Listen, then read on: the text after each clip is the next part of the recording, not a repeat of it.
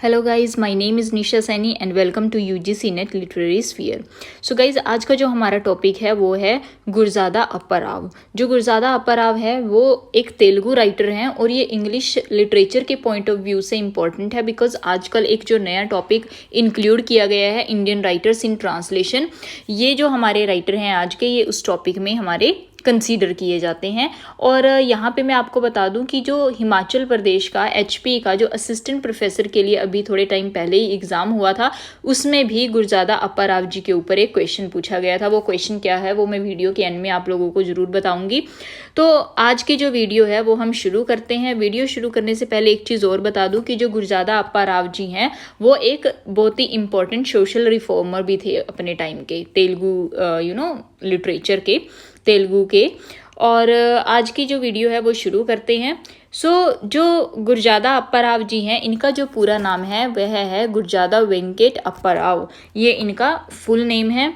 ये 1862 में ये बॉर्न हुए थे और 1915 में इनकी डेथ हो गई थी। ये एक Indian playwright, dramatist, poet and writer थे जो कि तेलुगु थिएटर में अपने वर्क्स के लिए जाने जाते हैं। He is one of the pioneers of Indian theatre.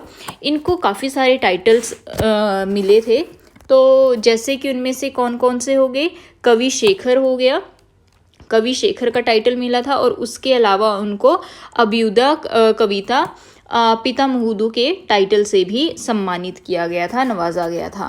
1910 में इन्होंने एक बहुत ही फेमस तेलुगु पेट्रियोटिक सॉन्ग लिखा था जिसका नाम था देश मुन्नु प्रेमी चुमन्ना। ये इस सॉन्ग का नाम है। इसकी स्क्रिप्ट इन्होंने लिखी थी। ये एक पेट्रियोटिक सॉन्ग है। आगे अगर हम बात करें, 1892 में राव ने कन्या शुल्कम नाम का एक प्ले लिखा था जिसे तेलुगु लैंग्वेज का एक बहुत ही फेमस प्ले माना जाता है। तो प्ले का नाम क्या है? कन्या शुल्कम, जो कि 1892 में लिखा गया था। यह प्ले महाराजा आनंद गजपति को डेडिकेट किया गया था। अप्पाराव ने अपने भाई श्यामला राव के साथ मिलकर कई इंग्लिश पोएम्स भी लिखी हैं।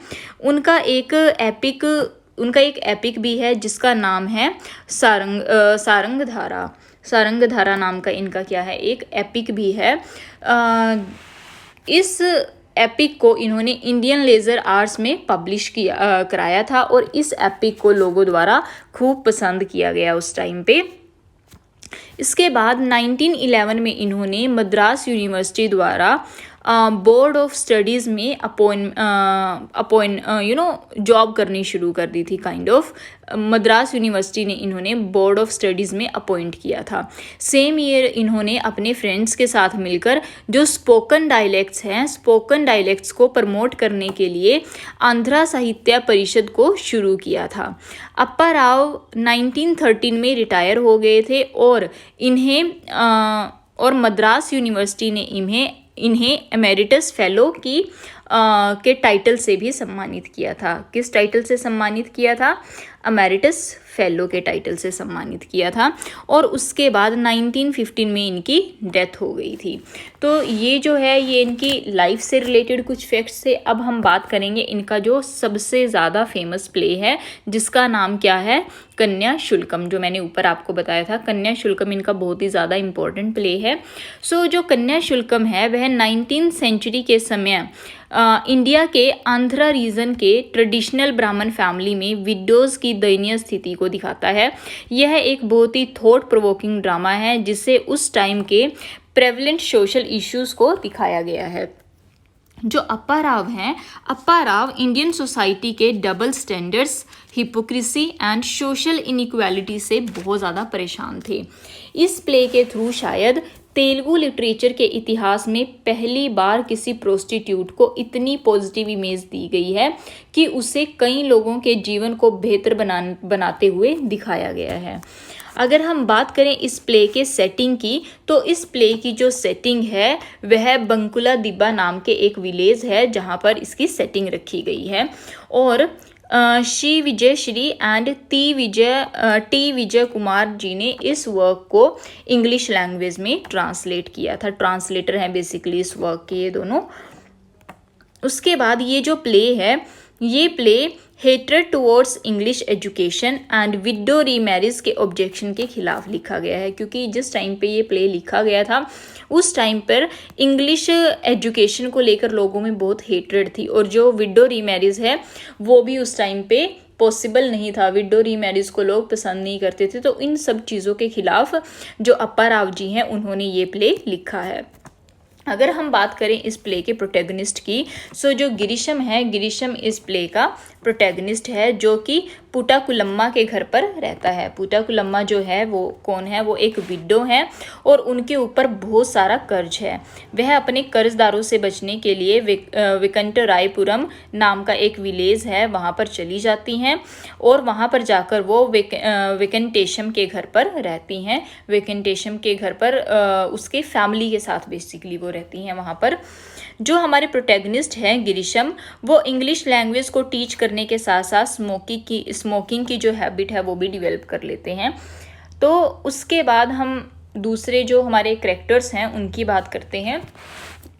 वेंकटेशम करेक्टर आपको पता चल गया। उसके अलावा जो हमारे नेक्स्ट करेक्टर हैं वो है मधुरा वानी।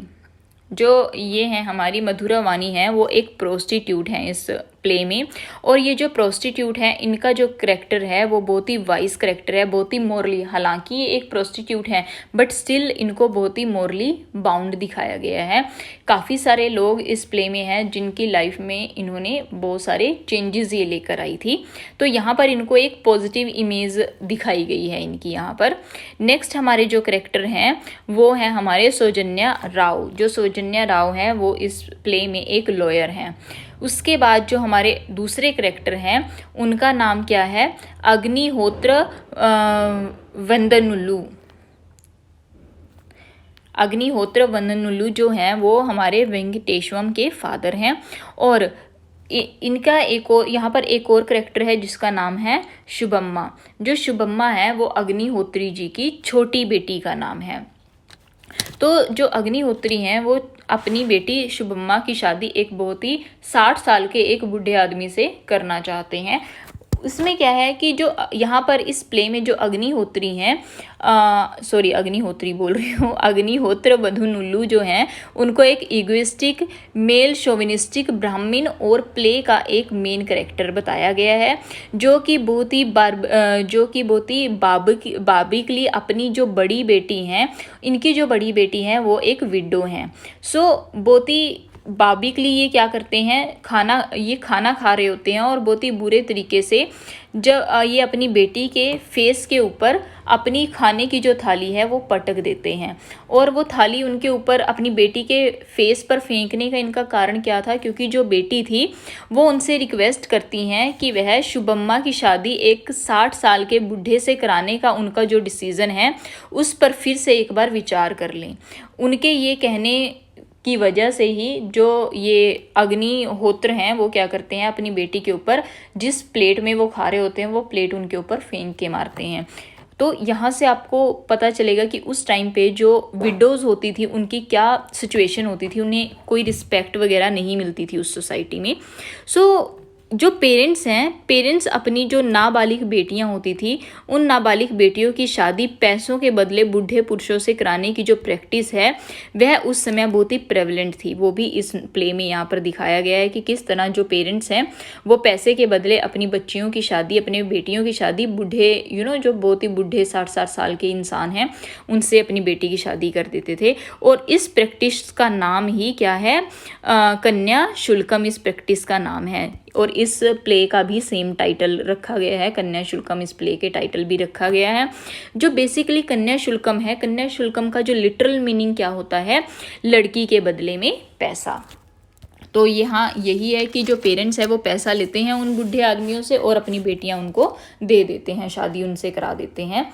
इसके अलावा प्ले में माड़ी जैसी ऑर्थोडॉक्स ब्राह्मण प्रैक्टिसेस को भी बड़े एंटरटेनिंग वे में दिखाया गया है।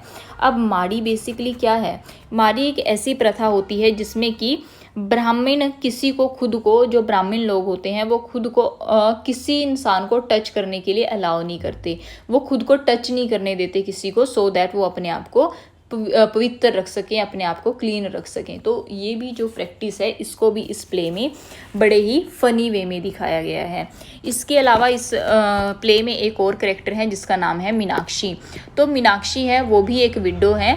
तो अभी वो जो बच्ची है, वो जो लड़की है मीनाक्षी, उसने अपनी प्यूबर्टी भी हिट नहीं की होती। तो प्यूबर्टी हिट करने से पहले ही जो मीनाक्षी है वो विडो हो जाती है। और यहाँ पर प्ले में उस मीनाक्षी को इसलिए कोसा जाता है, ऐसा उसको बोला जाता है कि तुम अपने जो हस्बैंड हैं उनसे बेवफा हो, मतलब तुम उनसे बेवफाई तुमने की है। हालांकि वो जो हस्बैंड है उसकी तो डेथ हो चुकी है, वो अब उसके साथ भी नहीं रह रहा, फिर भी उसे इस टाइम पर ताने मारे जाते हैं कि तू अपने पति के लिए लॉयल नहीं है। तो ये सब उस टाइम पे जो भी प्रॉब्लम्स थी, उस सब प्रॉब्लम्स को जो अप्पा राव जी हैं उन्होंने अपने इस प्ले के माध्यम से दिखाने की कोशिश की है।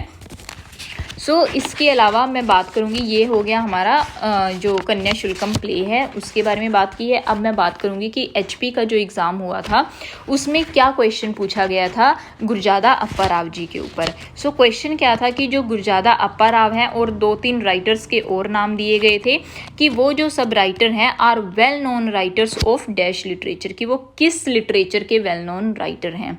तो इसका आंसर हमारा क्या होगा, मॉडर्न तेलुगु, कि वो मॉडर्न तेलुगु से बिलोंग करने वाले हैं, वो तेलुगु लिटरेचर के प्रमुख राइटर हैं। अभी जैसे मैंने आपको पहले भी बताया था कि गुरजादा अप्पा राव जो हैं वो तेलुगु लिटरेचर से बिलोंग करते हैं। यही क्वेश्चन वहाँ पर पूछा गया था।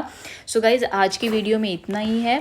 आई होप आपको ये वीडियो समझ आई होगी। और मैं आपको एक चीज़ और यहाँ पे क्लियर कर देना चाहती हूँ कि ये जो टॉपिक है इंडियन राइटर्स इन ट्रांसलेशन, इसके ऊपर मैंने एक सीरीज़ पहले ही शुरू कर रखी है अपने यूट्यूब चैनल पे। 3 लेक्चर्स में उस पर ऑलरेडी अपलोड कर चुकी हूँ। आज का ये जो हमारा लेक्चर है ये 4th लेक्चर होगा इस सीरीज़ का। तो मैं इस लेक्चर को भी प्लेलिस्ट में ऐड कर दूंगी और बाकी के जो 3 लेक्चर्स हैं उनके जो लिंक है वो इस वीडियो के डिस्क्रिप्शन बॉक्स में आपको दे दूंगी। आप वहां पर जाकर देख सकते हैं उन 3 लेक्चर्स को भी। गाइज आज की वीडियो यहीं पर ख़त्म करते हैं। I hope you like this video and if you like it please don't forget to like, share and subscribe. And if you have any doubt you can ask me in the comment section below. Thank you so much for watching the video guys.